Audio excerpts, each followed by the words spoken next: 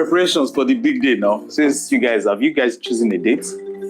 Oh, well, it's going well. I mean, it's a lot. It's a lot. I tell you. Talking to vendors, very stressful. She's been doing a lot.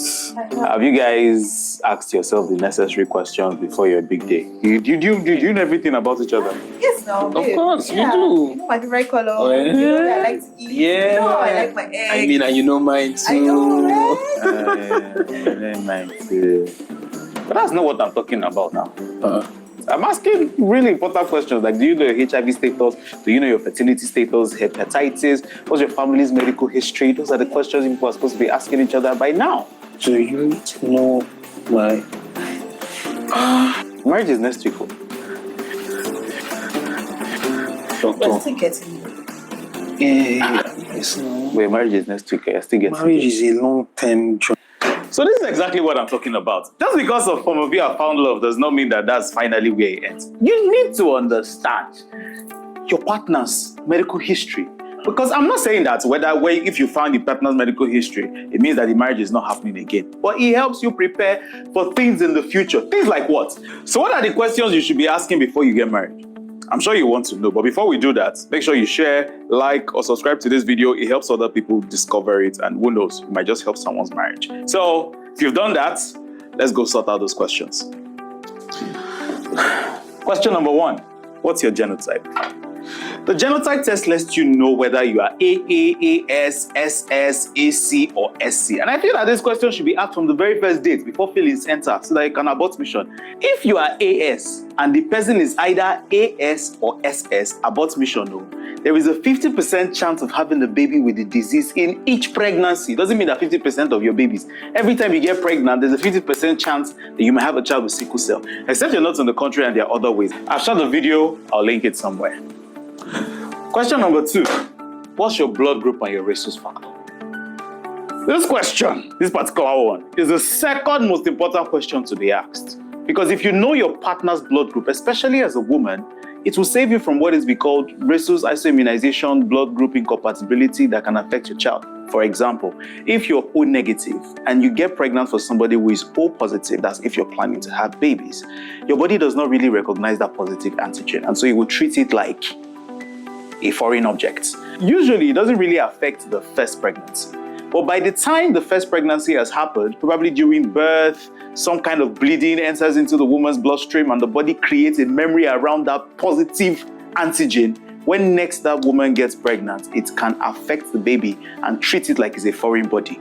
This will usually lead to hydrops fetalis that can be fatal and even lose the life of that child. But of course, your gynecologist is going to ask you this question. But it's also very important that you know what your husband's or wife's blood group and rhesus factor is. Is he O positive? Is he A negative? Is he AB positive? Is he AB negative?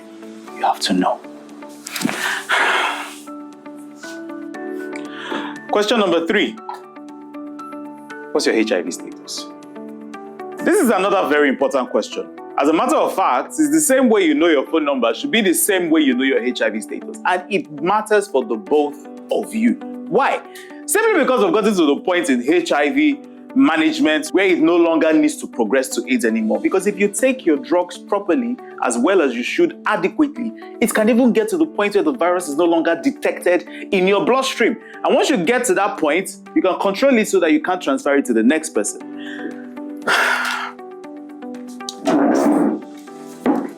But you need to know, right?